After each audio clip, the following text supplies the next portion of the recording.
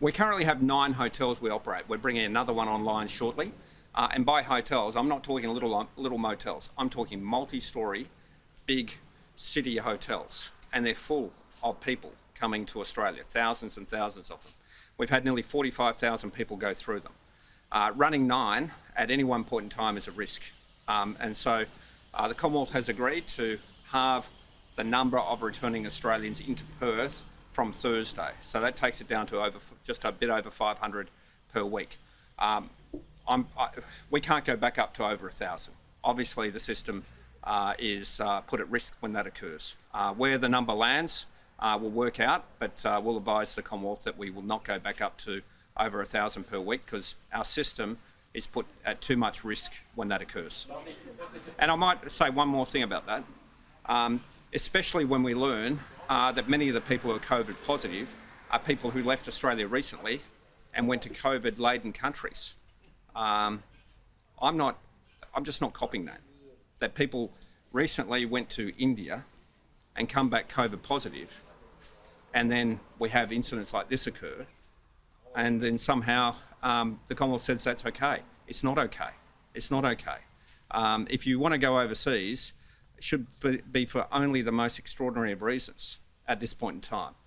Not to go overseas for a wedding, even to go overseas for a funeral. So we have to be a lot tougher in relation to letting people out of Australia at this point in time. The government has repeatedly used to accept your suggestion that defence bases be used at Christmas Island be used. Dalton did it this morning on television.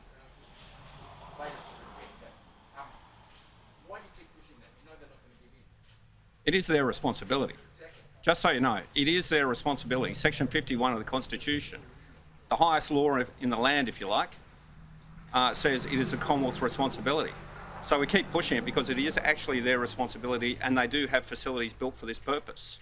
I've actually lived in some of these defence facilities. I know what they're like. And many of them were built with this in mind. Christmas Island, when everyone pushes back against Christmas Island, just remember early on in COVID, the Commonwealth used it. Back in March and April of last year, they used it for people coming back from Japan and China. So all I'd say is, look, it should be a joint effort here. We're happy to assist. We're happy to do our bit. But we've been shouldering, and the states have been shouldering all the load in hotels that were never built for this purpose now for 14 months. The simple reason the Commonwealth doesn't want to do it is because it's risk. It's risk, and it's work, and it's hard. And they can see what happens, or what potentially happens. So they want to push it to the state and blame the states if anything ever goes wrong. It's fair to say it's